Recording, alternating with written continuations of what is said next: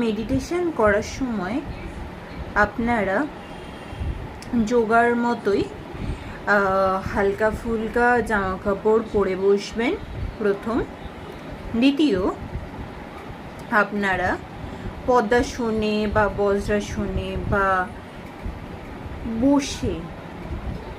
বসে বা এক জায়গায় স্থির থেকে এই ধ্যানটা করবেন, ধ্যান বা মেডিটেশনটা করবেন। কখনো হাঁটতে হাঁটতে বা শুয়ে শুয়ে বা কখনো চলতে চলতে কখনো ধ্যান বা মেডিটেশন করবেন না, কারণ এতে মনঃসংযোগ ভালো করে বা ফোকাসটা ভালো করে মেডিটেশনে দিতে আপনারা পারবেন না। এটা হলো দ্বিতীয় নম্বর, ঠিক আছে।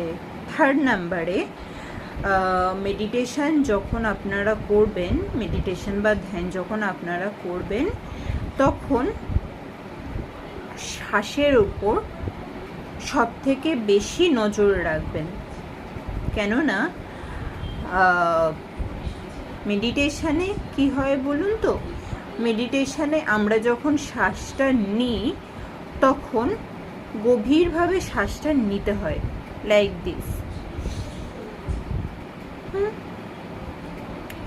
আর যখন ছাড়া হয় তখন একদম আস্তে আস্তে করে শ্বাস প্রশ্বাস যে আপনি নিচ্ছেন আর বের করছেন সেটাকে আপনাকে ভেতর থেকে ফিল করতে হবে, যে না আপনি শ্বাস নিচ্ছেন বা আপনি কতটা রিল্যাক্স ফিল করছেন বা আপনার কীরকম লাগছে,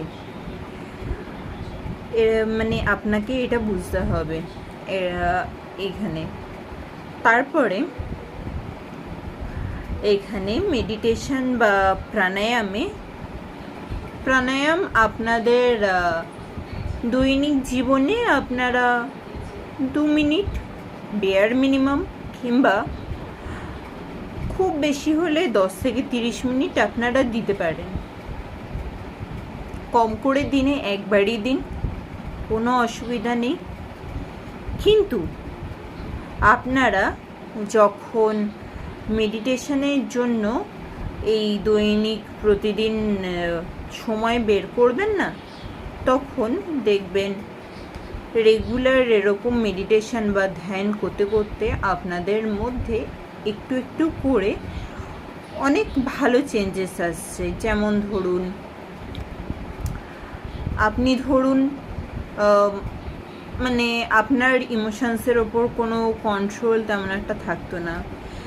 এই যে যেমন আমারও হয়, আমি ইমোশনসের ওপর তেমন কন্ট্রোল রাখতে পারি না, তারপরে ভীষণ রকম রেগে যাই। যে যখন আমার এরকম কোনো প্রবলেম হয়, আমি তখনই সেই মোমেন্টে আমি মেডিটেশন বা প্রাণায়ামটা করি, বা ঠান্ডা মাথায় নিজেকে বলি না শান্ত হ, একটু ডিপ ব্রেথ নে।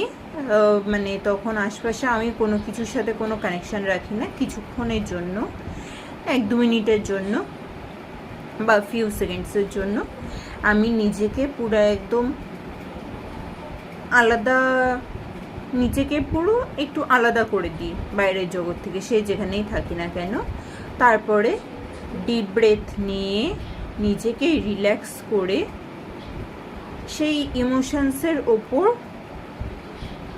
সেই মোমেন্টের জন্য আমি সেই ইমোশনসের ওপর আমি উইন হয়ে গেলাম। তাহলে সেই মোমেন্টে যে আমি তাহলে ঠিক করে ডিসিশান নিতে পারছি যে আমি কি করা উচিত নয়, সেটা তখন মাথাটা ঠান্ডা করতে সাহায্য করে।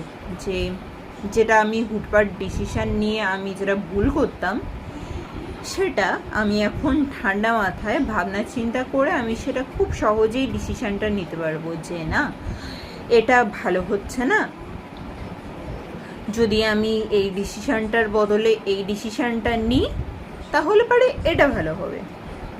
বা যে ডিসিশানটা আমি নেব ভাবছি, সেই ডিসিশানটাকে যদি আরেকটু ঘুরিয়ে বা আরেকটু নতুন করে ভেবে নেওয়া যায়, তাহলে পরে জিনিসটা আমার ক্ষেত্রে আরও ইজি হবে। তো মানে এরকম জিনিসটা আর কি।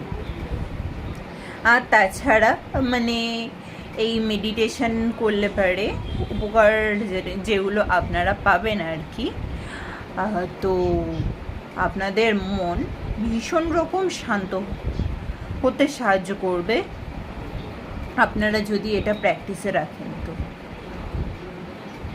আমি যেগুলো ফিল করেছি সেই হিসাবেই বলছি, মন শান্ত রাখতে সাহায্য করে। আমি জেনুইনলি হচ্ছে মানে আমার খুব মুড ফ্ল্যাকচুয়েশন হয়, মানে ধরুন এই এখন রেগে আছি বা আবার ফিউ মোমেন্টস পরে আমি ধরুন হয়তো আবার হঠাৎ করে হ্যাপি হয়ে আছি। তো আবার এটাও হয়, মানে আমার এটা সেম টু সেম হয় যে আমি খুব ওভার থিঙ্ক করছি। মানে এই দুই ক্ষেত্রেই আমাকে খুব মেডিটেশন আমাকে খুব হেল্প করে সব সময়। আমি এই রিসেন্ট অ্যাপ্লাই করতে শুরু করেছি, কয়েক মাস হচ্ছে আমি অ্যাপ্লাই করছি, আমার খুব রেজাল্টটা আমার খুব ভালো রেজাল্ট আসছে, মানে আমার ফরে আসছে সেটা। তো তার জন্য আমি এই দিকটা দিয়ে আপনাদের রেকমেন্ড করছি যে যদি আপনারা বেয়ার মিনিমাম সময়টুকুও পান দিনে, তো সেটা করবেন, এই মেডিটেশন বা ধ্যানটা করবেন, তাহলে পারে রেগুলার লাইফে তাহলে একটু বেটার ডিসিশান নিতে, ঠান্ডা মাথায় ভালোভাবে সবার সাথে ডিল করতে, সবাইকে হ্যান্ডেল করতে সবারই সুবিধা হয় আর কি। তারপরে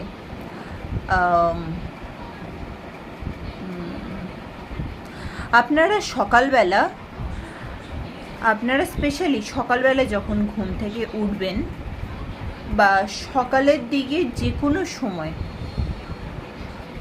আপনারা যদি এই মেডিটেশন বা প্রাণায়াম করেন, আর তাহলে পারে আপনাদের দিনটা প্রোডাক্টিভ হিসাবে যাওয়াতে খুব সাহায্য করবে এই মেডিটেশন বা প্রাণায়াম। আর আপনারা যদি রাতে ঘুমানোর আগে, ঘুমানোর 1 ঘন্টা বা 30 মিনিট আগে যদি মেডিটেশন বা প্রাণায়াম করেন, তাহলে রাতে খুব ভালো ঘুম আসবে, খুব ভালো ঘুম আসবে, সাথে ঘুমটা ভালোও হবে। আর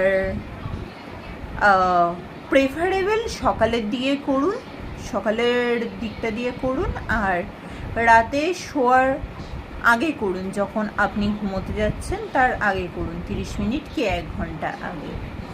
তো এটাই ছিল মেডিটেশন বা ধ্যান নিয়ে সমস্ত রকম অল দ্য ডিটেলস। তো যদি ভালো লেগে থাকে আপনাদের, তো তাহলে পারে আমাকে কমেন্টে জানান, ঠিক আছে? নেক্সট ভিডিওতে আপনাদের সাথে কথা হবে। ওকে, বাই।